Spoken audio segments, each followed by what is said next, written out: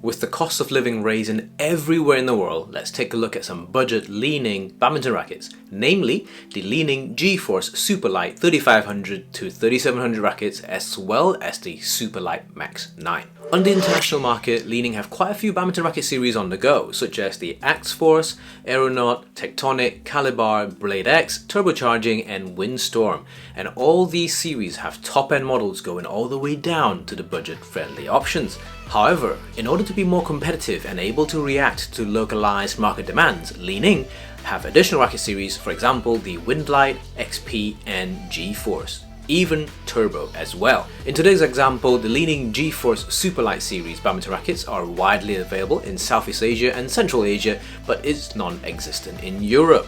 This is due to significantly high labor and admin costs, including different tax systems in Europe, making these rackets non-competitive. Also, as you're all very aware, that badminton is quite an Asian-focused sport, hence also accounting for much high demand around Asian markets. So it's all business 101, supply and demand.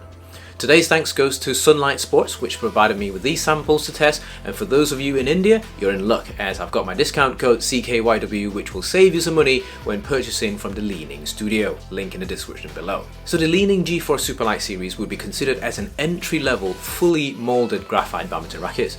These GeForce Superlites are around 2,000 to 2,200 rupees in India, whereas the top-end rackets such as the X-Force 90 Tiger and Dragon, which I've reviewed recently, are around 15,000 rupees. Local prices would differ slightly, but I'm just using this as a reference. Link to my X-Force 90 review up here. The GeForce Superlites are also split into many different model numbers, going from the 3500, 3600 all the way up to 3900 before ending with the Superlite Max 9. From my understanding, the 3500 to 3700 models are the 78 gram rackets, whereas the 3800 and 3900 models are 79 grams, before ending with the Max 9 at 80 grams.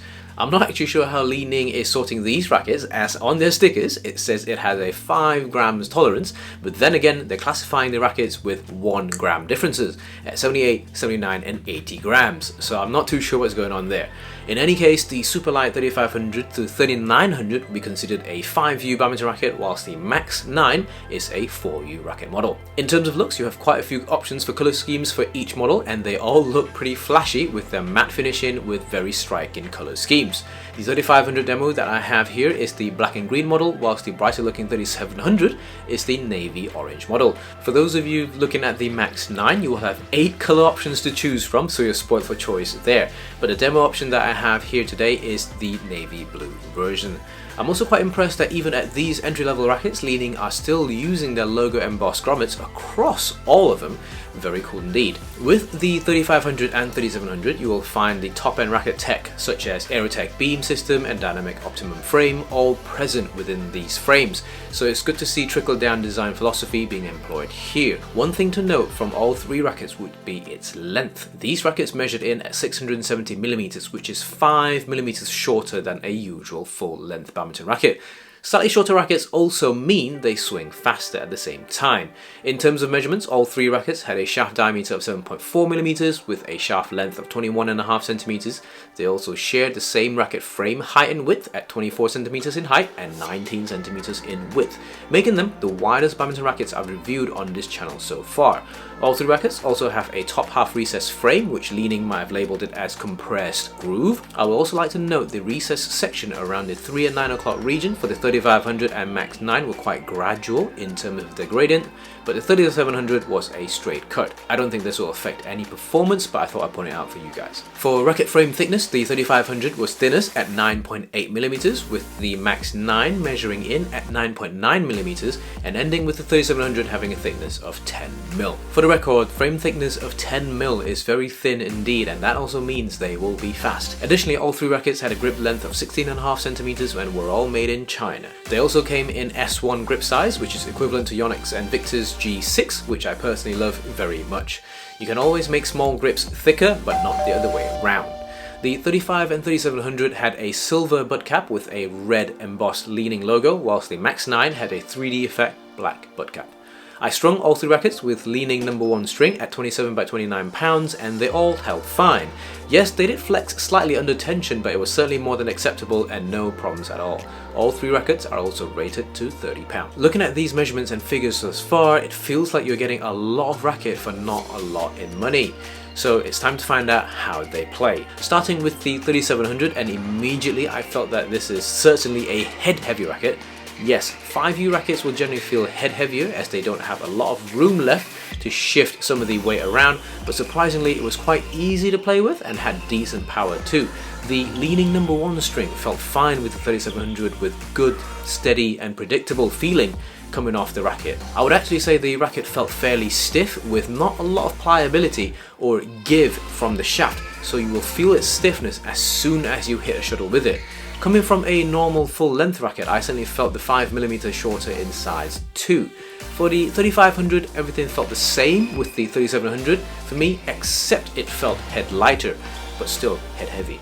Again, the 3500 had decent power and the strings reacted well to the shuttle. It was predictable and decent to play with. Nothing to shout about in terms of performance, but considering their price point, it's pretty good so far. Now with the Max 9. This one certainly stood out for me as I tested them from back to back to back, and the Max 9 came out head lightest out of the 3.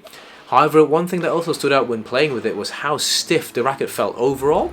Additionally, for some reason, I consciously felt the racket was shorter than a normal racket when I was playing with it, and perhaps it was down to the slightly lighter head and also shorter reach. It's certainly fast, but doesn't have as much head weight as the other 2, so lacking some punch there.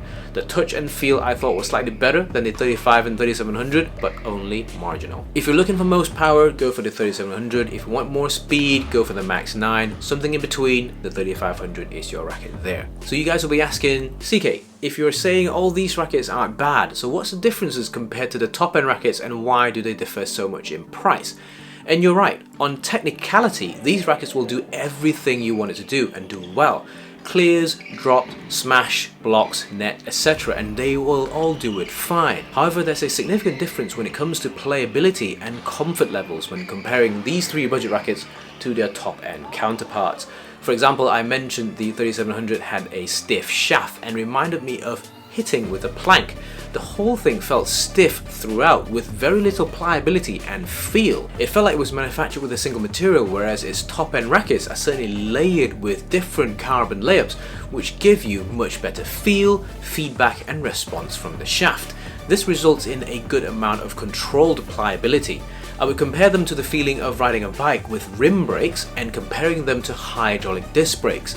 The performance, response and modulation you get from the disc brakes is significantly better than the standard rim brakes with tough brake pads. So what you pay for with top end rackets would be in terms of slightly better outright performance, but lots more in terms of response and feel.